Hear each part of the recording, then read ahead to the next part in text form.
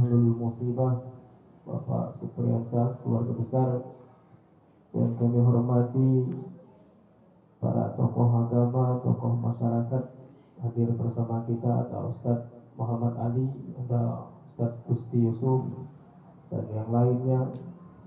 Yang kami hormati semua tamu undangan yang melakukan takziah pada malam hari ini. Semoga kita semua mendapatkan limpahan rahmat dari Allah Subhanahu wa taala. Amin ya rabbal alamin. Bapak Ibu, saudara-saudara yang dirahmati Allah, sebagai seorang muslim kita harus punya beberapa sikap dalam menghadapi musibah kematian ini. Jadi kita akan singkat saja. Yang pertama, sebagai seorang muslim itu kita harus sabar.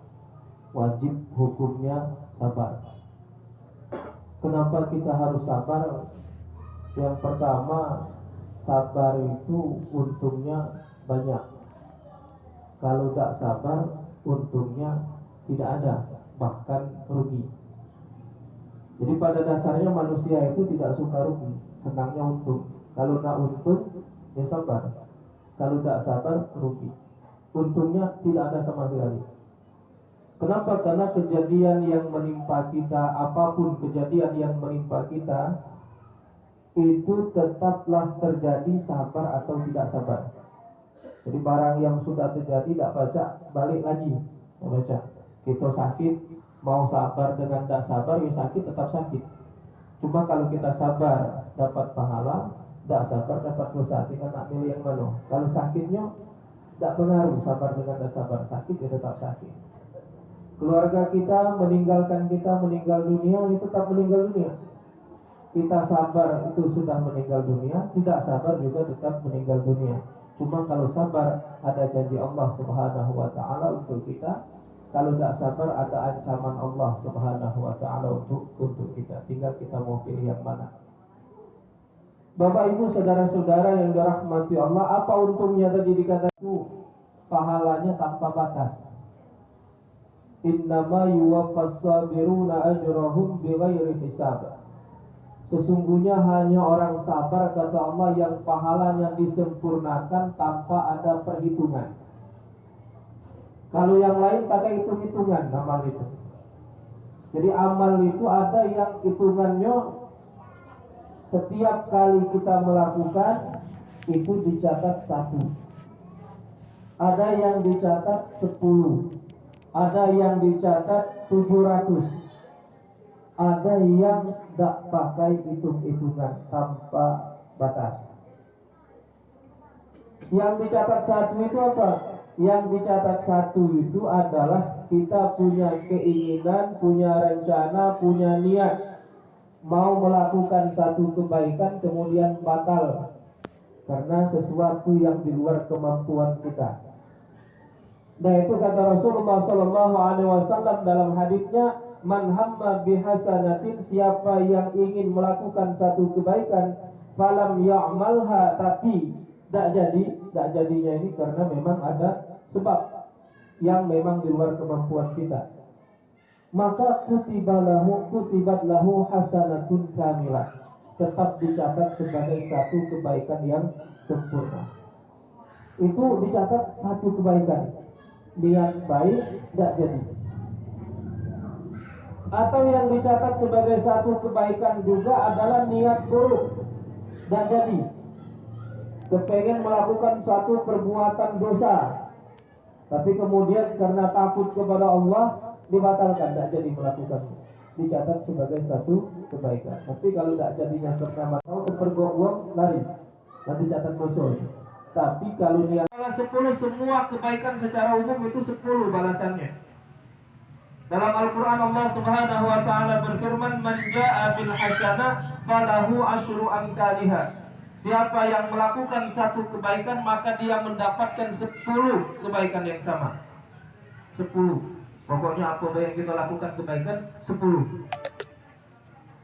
Ada lagi yang dibalas 700. Apa 700 itu? Menginfakkan harta kita di jalan Allah Subhanahu wa ta'ala. Itu dalam Al-Quran. Matalul ladzina yunfikuna amwalahum fi sabilillah, perumpamaan orang yang menginfakkan hartanya di jalan Allah, kama tali habbatin ambatat sab'a sanabila fi kulli sumbulatin mi'atu habbah, seperti sebuah biji menumbuhkan 7 tangkai dan tiap tangkainya ada 100 biji. 1 kali 7 kali 100 sama dengan 700. Itu infak fi sabilillah, dibalas 700 kali lipat. Nah, ada satu amal yang gak pakai hitung-hitungan, terserah Allah Subhanahu wa ta'ala, bisa banyak lebih dari itu. Apa itu? Sabar. Termasuk kalau dalam hadis itu salah satunya puasa. Kenapa? Puasa bagian dari kesabaran juga, menahan untuk tidak makan, tidak minum selama siang hari di bulan Ramadan. Itu dalam Al-Quran, innama yuwaffas sabiruna ajrahum bighairi hisab. Hanya orang sabar yang pahalanya disempurnakan oleh Allah tanpa adanya perhitungan. Nah, makanya kita nak sabar itu kejarannya. Satu, dapat pahala yang banyak. 2, tak sabar juga tidak akan mengubah apa-apa. Oleh karena itu orang Islam itu, kalau dia tahu cara menyikapi semua kejadian itu, tidak ada yang dampaknya buruk, dampaknya baik semua.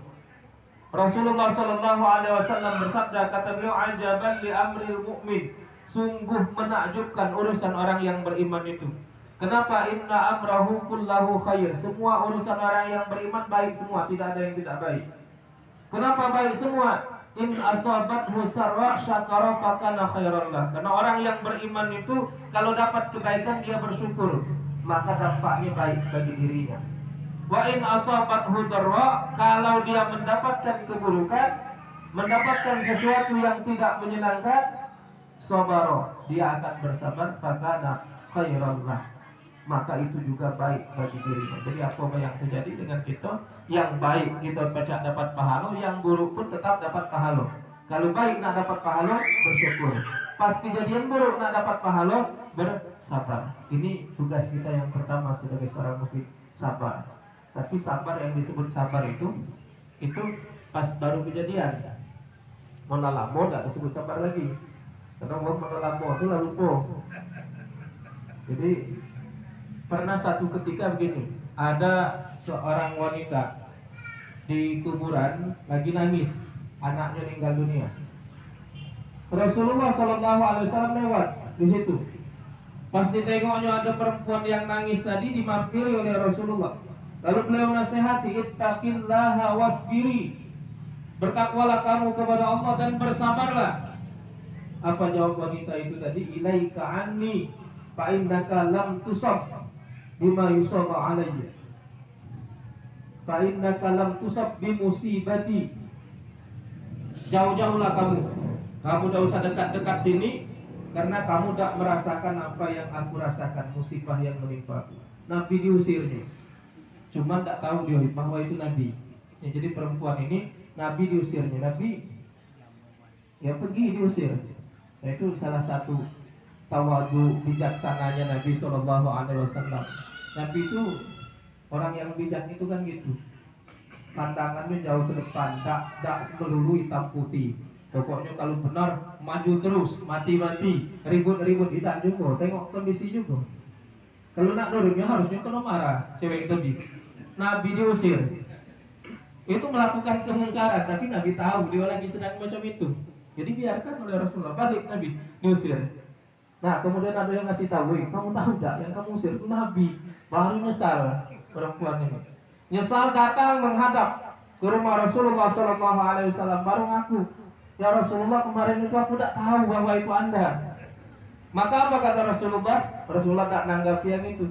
Beliau menyampaikan, innamas sabru inda sadamatil ula. Sesungguhnya yang disebut sabar itu adalah ketika goncangan yang pertama.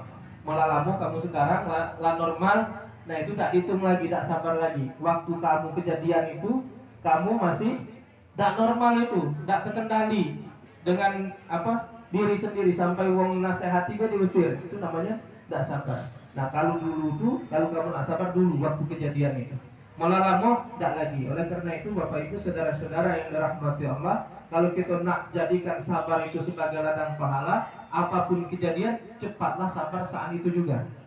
Tunggu malah setahun sabar kalau Bapak Ibu saudara-saudara yang dirahmati Allah, ini yang pertama, tugas kita sabar. Yang kedua, kalau ada musibah kematian ini yang menimpa keluarga kita, saudara kita, dan siapapun itu, tugas kita yang kedua adalah memberikan bantuan. Jadi kita ini pacak nolong wong yang lah meninggal dunia, pacak nolong. Dan yang mengatakan pacak nolong itu bukan kami. Dalam Al-Quran, dalam hadis itu pacak nolong. Apa buktinya pacak nolong? Ya, dalam Al-Quran banyak kita diajarkan mendoakan orang yang sudah meninggal dunia. Benda kata manfaatnya doa itu berarti percuma. Al-Quran mengajarkan kita Rabbana ufir lana wa li ikhwanina alladhina sabaquna bil iman. Wahai Tuhan kami, ampunilah dosa kami dan dosa-dosa orang-orang yang telah mendahului kami dengan membawa keimanan. Berarti kita disuruh berdoa. Berdoa itu kalau kita mendoakan kebaikan, tahu-tahu yang didoakan dapat kebaikan, berarti manfaat. Kalau manfaat berarti kita pacak nolong wong yang sudah mati. Wong hidup pacak nolong wong yang sudah mati. Di antaranya yaitu dengan doa. Nah, cak mana bentuk-bentuk pertolongan itu banyak. Yang pertama, bentuk pertolongan itu adalah menyelesaikan kewajiban-kewajibannya, baik kewajibannya dengan Allah maupun kewajiban dengan sesama manusia. Ini cara kita nolong. Kalau misalnya almarhum, almarhumah, keluarga kita mendahului kita, coba cek kewajiban-kewajibannya kepada Allah masih ada tak yang belum dilakukan. Kalau belum kita lakukan kewajiban itu, maka itu insya Allah dapat menolong. Rasulullah SAW bersabda, "Man mata wa alaihi siyam, sama anhu waliyuhu." Siapa yang meninggal dunia dan dia masih punya hutang puasa, sama anhu waliyuhu, maka walinya, keluarganya, ahli warisnya yang berpuasa untuknya. Itu perintah Nabi. Berarti pajak uang hidup puasa atas nama uang yang sudah meninggal dunia. Apa tujuannya? Supaya tidak jadi beban. Jadi kalau ada keluarga kita tinggal dunia punya utang puasa, itu ada dua macam caranya. Satu, kita berpuasa atas namanya. Ini ada dua pendapat. Yang kedua, kita membayar fidyah atas namanya. Berdosa tak lagi dia kalau dia lagi kita bayar, tak lagi lah sudah dibayar oleh orang yang masih hidup. Berarti pajak kita inilah wajib zakat waktu hidup, cuma belum sempat bayar, tinggal dunia, keluarkan zakatnya. Itu menyelesaikan kewajiban. Atau kewajiban terhadap sesama manusia. Kalau punya utang, kita bayar utangnya. Itu cara nolong. Sebab kalau tidak kita bayar, nanggung dia di alam kubur itu. Pernah satu ketika dibawa seorang jenazah kepada Rasulullah SAW. Punya utang apa tidak? Maka para sahabat menjawab, sudah kamu bayar belum utang kemarin? Baru hari ini ya Rasulullah aku bayar. Apa kata beliau? Al-ana baradat jildatuh, berarti baru hari ini dingin kulitnya. Berarti sebelumnya panas. Pas dibayar utangnya dingin. Panas jadi dingin. Baik berarti manfaat. Oh berarti perbuatan orang hidup itu manfaat untuk orang yang sudah meninggal dunia. Di antaranya adalah membayarkan hutangnya. Jangan dikira putus kita ini. Kita tinggal urusan masing-masing melamati. Tidak. Uang hidup ini masih pacak nolongnya. Sebelumnya panas jadi dingin.